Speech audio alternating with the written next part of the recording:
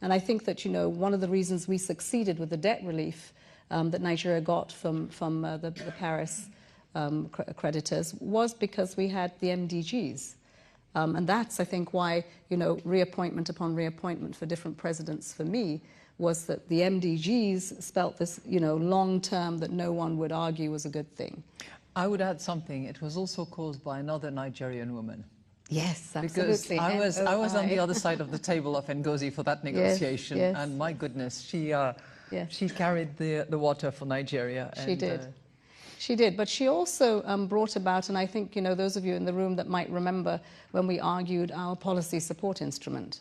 For the first time, one of the indicators there was the MDGs. It was incredibly difficult to get that past you, but she did. And I think it was one of the best things that happened, because every time we came to measure what we were doing, whether it was with data or the results and the impact, that indicator was up there, and they were asking, so on the MDGs, what have you done in terms of achieving results with the delivery of water to people and hospitals and schools?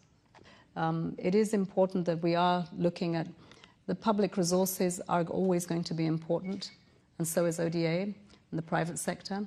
But I think we still haven't yet got the solutions, so I hope that the work that we do together will open up that space to think more of how to leverage that, how to bring that in. I mean, as I was coming up from New York, some of the concerns that came from the meetings that we had in China just recently, and the reports that we have, the debt issues are really big. I mean, having experienced what it was to Ngozi to get debt relief, and it took her a few years to convince people.